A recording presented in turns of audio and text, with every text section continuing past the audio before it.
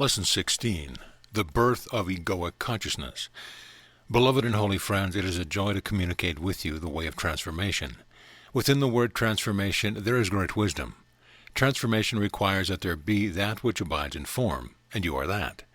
You are spirit. You are that which has come forth as a ray of light from the mind of God, as a sunbeam to the sun. In that formless beginning, you are consciousness itself. You are intelligence itself. You are bliss. You are radiance. You are compassion. You are the potential for endless creativity. You are God itself. Now that is the first time that we have been quite so bold. It is the first time that we have decided you as that which is God. This can only mean that what you are in your essence, in your essential being, is God himself. The first level of creation, pure spirit. The first level of creation is when that which we call God or Abba first began the indescribable, the unexplainable mystery of birthing himself forth out of the eternal matrix of his being.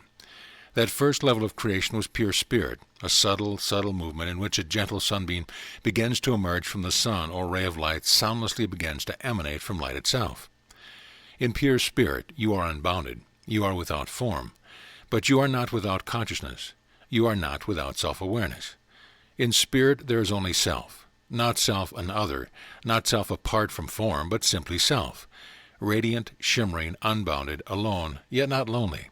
Rather filled with self, filled with God, filled with love. This first level of creation never changes. It is as God itself.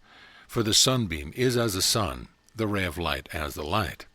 A momentum, though, has begun, a momentum extending from the pure potentiality of all that God is. For love seeks only to extend itself. Extension is an activity. It is a movement. And for then to be extension, there must necessarily have been created what you call space. But even at this level of creation, the space of which you speak is not quite what you would perceive in your mind, as you think of that which contains the planets whirling around your sun. Rather, it was more like a mathematical concept. It was the idea of space, in which extension could occur. There were not yet planets and suns. There was not yet a single atom or molecule of matter. There was pure thought, pure love, pure being, beginning to entertain. And I emphasize that word for a certain reason. The idea of pure space, pure extension, unlimited, unbounded forever. There was pure spirit. That is what you are, now and forever. Spirit does not change. There is that which in you, right here and right now, even as you read these words, even as you perceive yourself as a body sitting in a chair, beyond all that which you see with your physical eyes, all that you are aware of as and within the body, beyond the activity of the surface level of the mind, in which there is the firing of the neurons in the brain almost without ceasing, so that the mind seems to never be without images and thoughts, is spirit. Far beyond this planet, and yet right where this planet abides, far beyond this universe, and right where this universe abides, far beyond all dimensions, the infinite dimensions of creation, yet right where these infinite dimensions exist, spirit is. Here is found what I have often referred to as the real world. Here peace abides eternally, with perfect consistency, and without interruption. Here is the living reality, which has been reflected in the sentence, I and my Father are one. In other words, when consciousness transcends its perception of itself as being only conditional existence, being only the forms of existence, such as the body-mind, the particular sense of self, as separate from all other selves, the blades of grass, the cloud in the sky, the rock upon the ground, when consciousness transcends this sense of itself, it abides not in a thinking relationship. It does not observe spirit as something else and then say, oh, that's what I am. Great. Rather, there is a living sense in which consciousness as such and as self rests in the self and simply knows. For only knowledge is immediate and not mediated by any concept, form, or experience. In such a moment, and it takes only a moment, there is immediate awakening to the reality of the real world. In some form, and notice I said in some form, consciousness then dances back into the extension of spirit, into the extension of reality, into creativity, into creation. In the human form it can say, I and my Father are one. There are many such statements within the human family that have been uttered to express that awakening, that reality. The creation of the soul. Now in this ceaseless movement from that which never moves, as the ray of light emerges from light divine, unbounded, eternal, unobstructed, in the very desire to be creative, to extend creativity ceaselessly, and this is what creation is, spirit begins to condense or descend. These are both very spatial terms.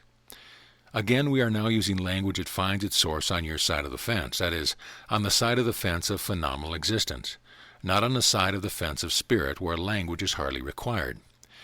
Spirit continues its dance as the one mind, God, entertains the extension of creation, and spirit begins to condense into something that has not yet ever occurred. The thought, and again, we are still operating in a level of pure thought, pure potentiality. There is not yet the deep darkness of the space of your universe, or of any dimensions whatsoever, begins to condense into a thought of individuation. Perhaps you have seen in your television commercials when the milk is poured into the glass in slow motion. As the milk hits the glass, it begins to move back up the sides as the cup begins to fill. At the last moment, when the carton is tilted back and the pouring is stopped, the motion that has been started creates the phenomena of a circular drop of milk, which arises and for a very temporary moment seems to become separated from the body of milk in the glass itself. It emerges, and in a split second, you, who are watching the screen, have the awareness of an individuated drop of milk that seems to exist completely independent of the body of milk itself. Then, in the next moment, it drops back into the body of milk, and you lose awareness of it as a separate thing, a separate drop of milk. But it is still milk. From your place of perception, it merely looked as though it had separate existence. Now, that is an analogy, of course, since the soul is not made of milk, but it does create a picture for you of what occurs when the body of spirit continues in its entertainment of creativity, out of which emerges what we have called soul, the first subtle inception of the thought of individuation, of that which is an individuated expression of the fullness of spirit, which is light, which is God. Why? All for the joy of extending creation, that the one might be aware of itself in an endless variety of form. This is where it begins, the delight of creation. That is what you are. In pure soul, there is still only pure potentiality. There has not yet been what you would know as experience. There is, however, the first subtle awareness of the one self being aware of itself. Separation is birthed.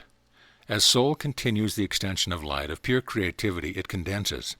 It descends to the next level. Again, since we are using language from your side of the fence, there are not many other ways to speak of this. The soul descends or condenses and begins to create a deeper awareness of itself as an individual thing. Now its awareness of itself as spirit is taking on a new coloration, a new vibration. It is becoming very close to what many of you have experienced in your own meditation and prayer, or the time you heard a child cry, or you walked through a forest at dawn, when your egoic mind was temporarily transcended, and you had a sense of your oneness with God, and yet still felt other than God, creature and creator, son and father, united, yet somehow different. Here is where the separation can be said to have occurred, for it is here, in the first level of pure potentiality of this unique thought, that which intelligence is, that which love is, that which light is. I have referred to this in A Course of Miracles as mind, which is not merely the prattling that goes on in the human brain that you refer to as thinking. Mind is much vaster than that. It is here in the first level of subtle perception of the self as an individuated matrix of awareness, that this awareness of itself, and yet the self or God, is somehow something different than what the soul perceives itself to be. Here is where the first, unique thought of separation is birthed. At this very subtle point, long before the planets of your universe arose, long before the multidimensionality of creation came into being, here you are.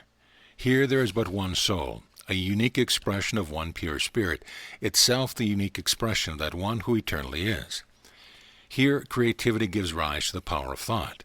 It is from the field of thought, pure thought, that creation will now begin to spring immediately into being. Here at this subtle level, the drop of milk has seemingly separated itself, and now feels awareness of itself as separate from the body of milk. And for a moment, for just a moment, there is pure joy, because it is still the one doing it, out of entertainment, out of pure play, out of the sheer exuberance of extending itself and its infinite power, ceaselessly and without limitation. For you see, if God, who becomes you, held the thought, I certainly can't separate myself from myself, that would be a limitation. So the one creates a drop of itself, along with the perception that it perceives itself as separate from something that is now, for the first time, other. Here is the germination, the seed planted for egoic consciousness. But that is still a little further along in the story. As the first thought of separation is dreamt, a new energy is born. That which has been pure joy, that which has been pure freedom, pure safety, now changes form slightly. You could say a drop of milk within the drop of milk seems to separate and take on its own energy, and that we have called fear. Here is born not extension, but contraction, or the experience of contraction as fear emerges in awareness. Now the river begins to cascade very, very quickly out of fear, out of the first inception of the thought. I am alone. I am separate from my Creator. Yet in reality it is the Creator perceiving the Creator, and creating the perception that God is separate from God. With that thought, an explosion occurs, very like what your scientists have called the Big Bang. They do not know how close they are. They merely need to make the shift to seeing that the Big Bang occurred in consciousness itself, not out of pure matter.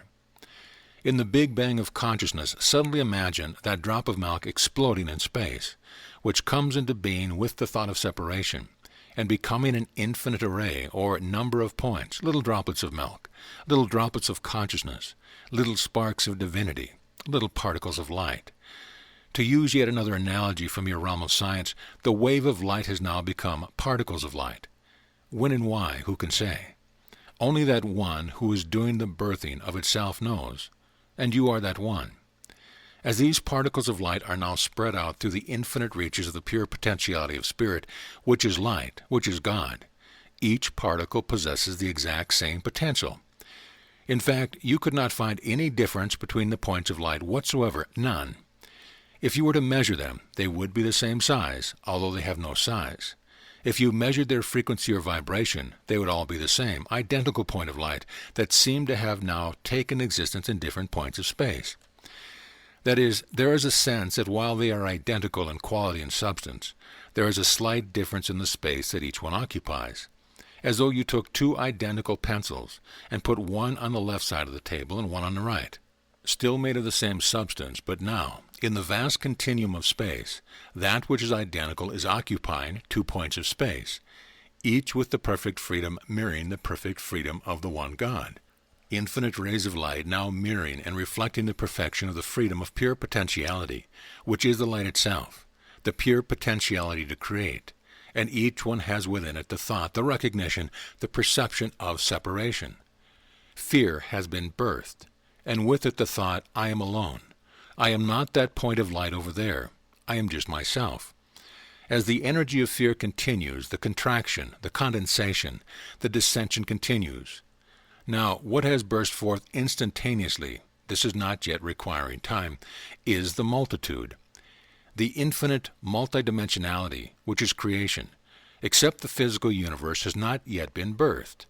The physical universe requires the concept of time, for only in time does the physical dimension exist. Here is where you find what has been called in your language the hierarchy of angelic beings or angelic worlds. They are points of light just like you, but not in the experience of time, nor in the condensation that you would call physical bodies, not even the lower astral bodies. Still, this multidimensionality of creativity is a radiant dance with just a tinge of a sense of separation or otherness or fear. The creation of the physical universe. In this multidimensionality, which is still pervaded and is as light itself, condensation continues, and here your scientists begin to tap into it, so you can see how many steps removed they are. But here light begins to condense into the particle of matter.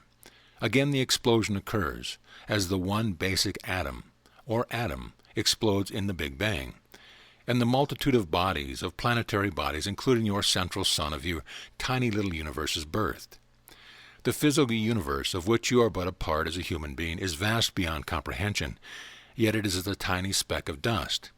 It is as a tiny speck of light floating seemingly freely, like a teeny drop of milk that seems to have separated itself from the body of milk, and is unaware of the multidimensionality of radiant light and spirit and God in which it floats. out of which it has been given its very existence.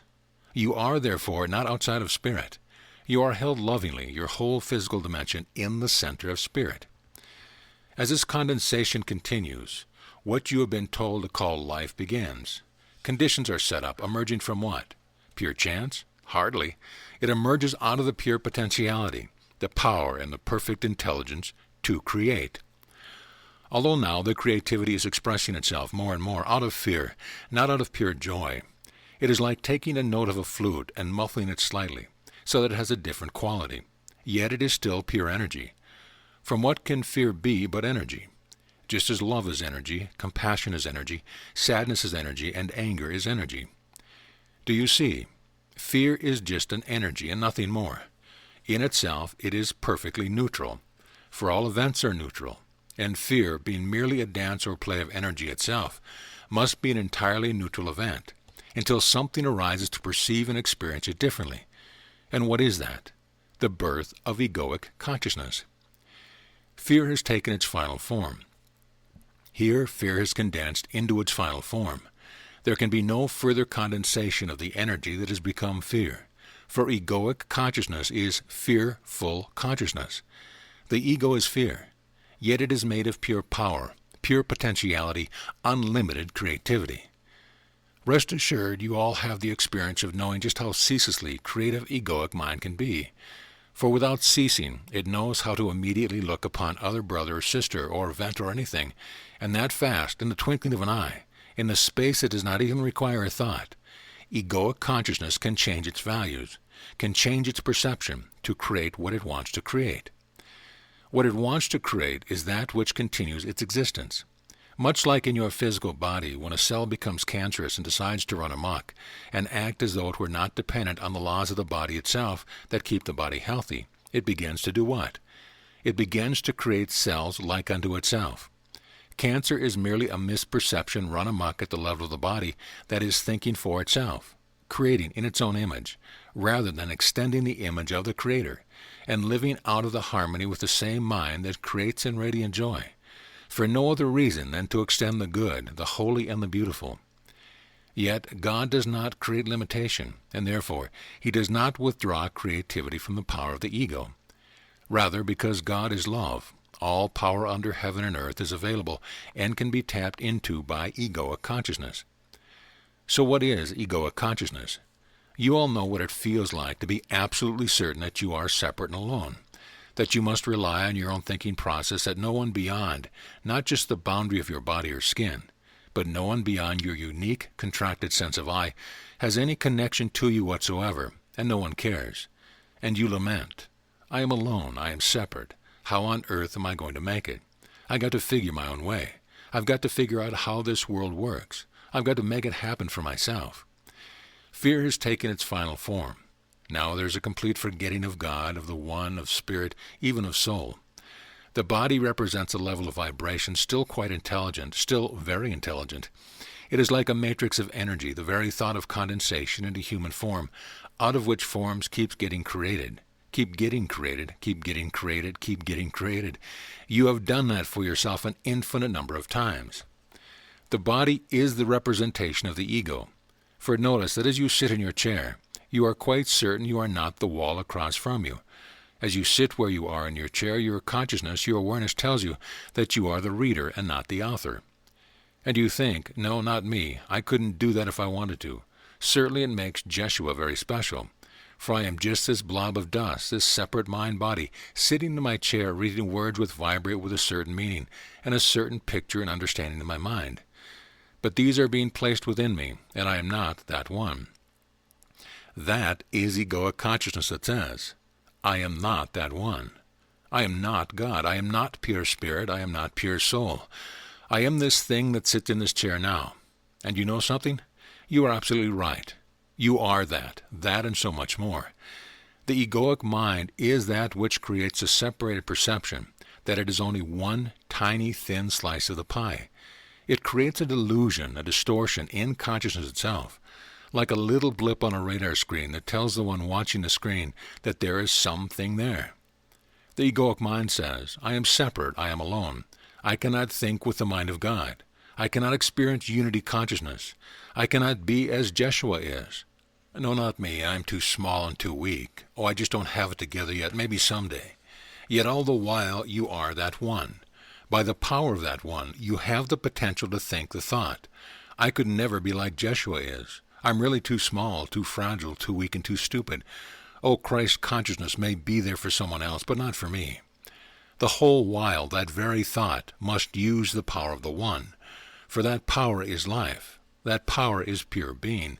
That power is the real world. That power is the only thing that exists, period. By the power of that one, you have dreamt the thought of the separate self. By the power of the one, when you decide to, you will awaken from the thought of egoic consciousness. Now, why is all of this important, beloved friends? The way of transformation requires that there be that which exists in form. You exist in form. You are sitting in a chair.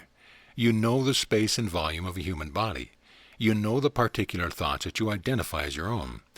You have a history to that body-mind that emerged from sexual desire between two beings called parents who got together, and a little thing wiggled its way up to touch another thing, and there was a burst of light, and a pure spark of pure soul made a decision from intentionally to become fixated or identified with and as a physical form. So having a good time on a Saturday night is the source of your being as a bodily being. If you were lucky, both parents consciously desired to use the body as a communication device for teaching only love, and gave one unto another, and then accepted that little spark of light that begins yet the birthing of another body, and clearly invited another soul to come and abide with them, as teacher and friend, as brother or sister. Unfortunately, that is yet rare upon your planet. That is the matrix into which you have descended, time and time again, as you have come to teach yourself that you are just a separate, lonely, failing, weak individual. At the death of the body, you have found yourself as a soul and been frightened by the radiance of your light, because that light is not the same as your interpretation that you had learned of yourself. Fear causes condensation, contraction, falling, if you will, and what you fall into is a matrix of energy that best resonates with your own perception and belief about yourself. Belief is not just thought. It is a quality of vibration. And you fall, yet again, into a field of energy, into a dream, into a physical universe, into a time frame, into a family structure that resonates and vibrates without you have learned to perceive yourself. All the while you are yet that one, radiant, perfectly free, using the very power of God to create, and believe in a dream of smallness, weakness, separation, and loneliness. Right now, as you read these very words, now, that is what you are doing. You are choosing how you will think of yourself, and how you think of yourself is reflected in the world that you see, in the experience that you manifest within your own particular universe of consciousness. If you knew that you were the unlimited one, you would never fear the creation of the golden coins again. You would never believe that you must live in lack. But you are still, for the most part, clinging to the belief that you are that small little thought of separation called egoic mind, still struggling to find God, not recognizing that it is the very power of God's presence from which you create the perception you hold of yourself. So there you are, sitting upon your chair, and you are that one. You are in form. That is, you have created a perception of yourself that includes the experience of being a body-mind, which is separate from all other bodies. It is separate from the rock. Obviously, you can look out your window and tell that where the body is that you identify with is in a different spatial point than every other object. That is what this world is. This universe is the attempt to create a reflection that convinces you that the first fearful thought of separation is the truth of who you are. You are using, or having unwittingly been using, your physical universe to constantly reflect to you what must be the truth, that you are separate from all creation. This world is nothing but the reflection of that thought. Yet even here, that one pervades all things, and the realization of yourself as that one is closer to you than your own breath, simply a decision away. Here, there is great richness not found in any other dimension, the richness of the drama of separation, of seeking, seeking, seeking, seeking. For example, one who is seeking will say, well, I have read A Course of Miracles one time and it didn't seem to work. I'll read it again. Oh, that didn't work. Well, maybe I'll go try this form of meditation. No, that didn't work. Maybe I'll try Buddhism. No, that didn't work. I'll try Christianity. No, that didn't work. I'll try drugs. That'll do it.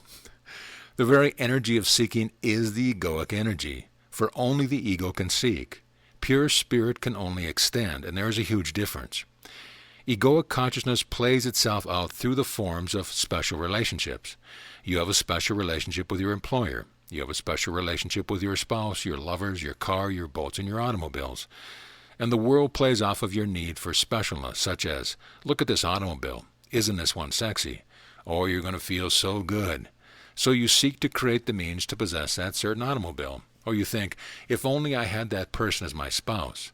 Oh, let me seek that one by seducing that one. I'll act as though I'm other than my poor, paltry, lonely self, so that they think I'm grand. I will ruffle up my peacock feathers. And on it goes. The world is the reflection of the belief in the need for special relationship. The search for that is the restlessness that you feel.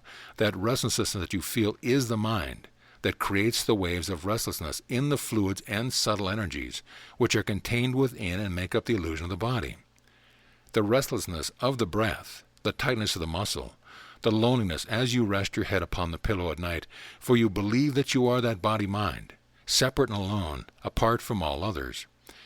The infinite, eternal stream of communication that occurs throughout creation, unobstructed, is lost to your awareness. Yet so close are you, it requires only a thought to shift the momentum in a new direction, to rest your head upon the pillow and say, I am not just this body-mind. I am that one, pure, unbounded, and undefiled. I am in communication with every rock and every tree and every time frame that has ever been.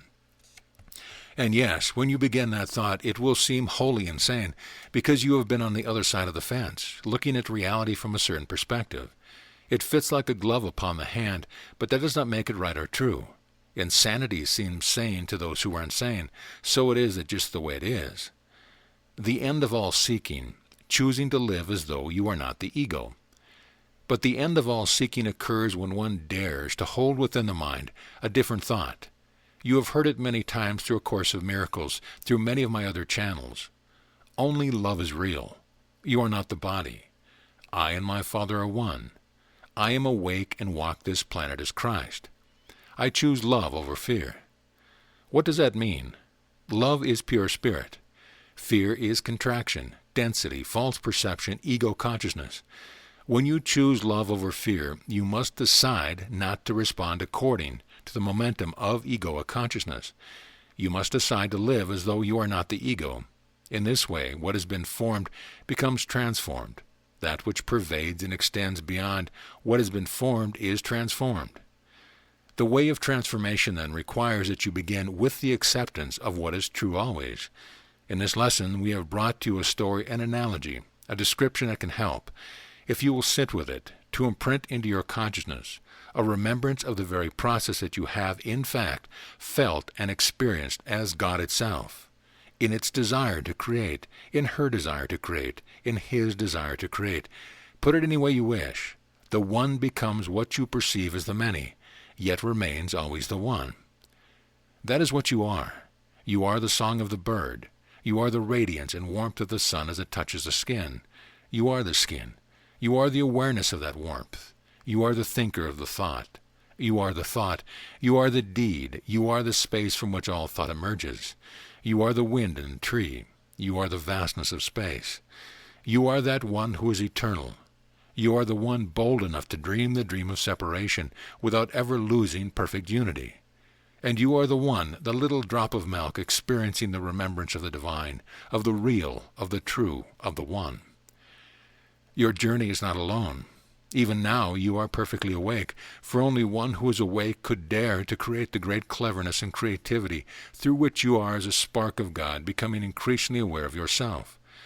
God diving into God. God discovering God. What a delightful, delightful play. Here, then, we begin to let the secret out of the bag. Separation was not because you sinned. Separation was not because something terrible went wrong. Separation was just another form of the dance of creation itself, perhaps taken to the extreme. For God seeks the limits of what is unlimited. You have been playing a game of hide-and-seek. You are the one with your eyes closed, leaning against the trunk of a tree, counting, while the fragments of yourself ran to hide. And you are the one who has reached out to discover those fragments, and is in the process of doing that. You are the one who has become the many, and then has waited to be discovered by that one. You are the soul waiting to be touched by grace. You are the separate one hiding in the darkness, trembling, and yet wanting light to find you. Why not begin now, in this moment, by sitting quietly as Christ for 5 minutes, and say to the one who is coming now from the trunk of the tree, I have done a very good job of hiding, but you know, I think it would be a great delight to be found. Find me, dear Father. Touch me with your grace. Because I am you, I will decide to receive it. In this moment I chose now to remember that I am the one who has both sought and found. I am the one who has remained perfectly unchanged forever, and I am the one who has perceived myself as having changed, as having sinned, as having separated myself. I choose now to join the two parts of myself together. I will be a body-mind upon this planet, dancing, singing, playing, and creating the good, the holy, and the beautiful. I will now open that part of my mind that can think in unlimited ways, that will dare to dream the impossible dream. I am that one who lets God live in me now. I and my Father are one. I am the drop of milk again settling into the fullness of the glass in which the Creator dwells as milk. When I walk with this body upon the earth, and I feel the mist of the fog upon my skin, I will say within myself, Ah, yes, it is very good. For I am that one with the power to create this body, to create the mist of the fog itself, and the mist of the fog around me is my Father's presence, in which my soul reclines. This world is no longer a burden. This world of space and time is no longer something from which I must escape. Not even sickness or disease is a limitation for me. For wherever I am the presence of love, and this moment I bring forth love and bless the world I see. And in this, God remembers God. For, beloved friends, the way of transformation must bring you in the end to the quiet recognition, there is only God. Why fear if love is here? There is only love or fear. Peace, then, be unto you, beloved and holy friends. Friends, because you are a part of me, and I a part of you, particles of light dancing in the wave of the one God, the one mind, the one truth, the real world. The joke has been on us, and we played it upon ourselves well. Now the time of rejoicing is at hand, and as we arise in our individuation, recognizing our oneness, to dance the dance of creation ceaselessly, extending only the good, the holy, and the beautiful. Peace be unto the only begotten of God, God's own. God is. Amen.